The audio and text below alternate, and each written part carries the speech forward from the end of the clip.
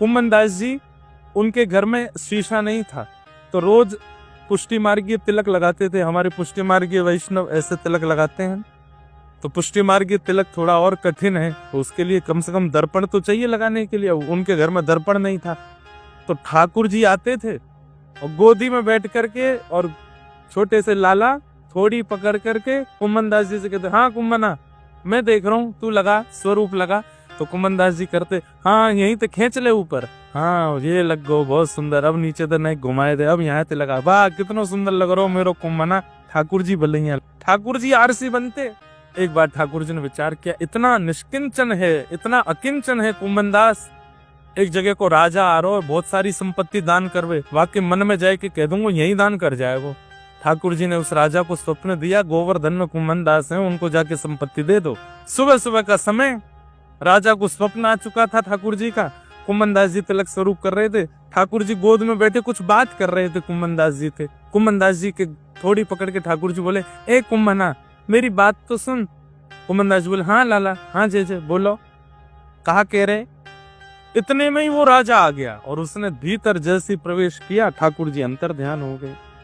सोचिए, अकिंचन निष्किंचन कुम्मन दास जी के यहाँ पर करोड़ों की संपत्ति उस समय दान करने राजा आया है, और कुम्मन दास जी लाला कहाँ चले गए, ऊपर देखे, नीचे ढूंढे, इधर ढूंढे, उधर ढूंढे, बाहर ढूंढने जावे, राजा बैठा है उसको देख नहीं रहे।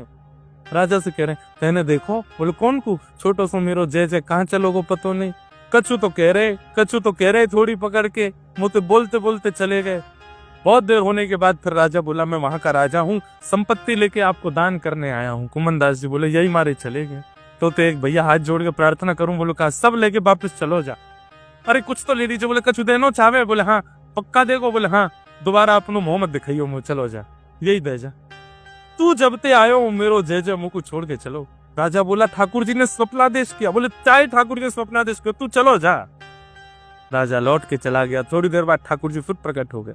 कुम्मना, हाँ कुम्मन दास जी के नेत्र सजल हो गए, दौड़ के, कहाँ चले गए आप?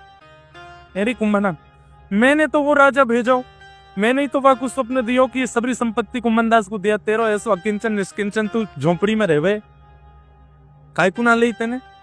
कुम्मन दास जी बोले, जिस संपत्ति के द्वार पर आते ही आप चले गए, उसको घर में ले लेता तो क्या होता? और नाथ एक बात और, बोले क्या?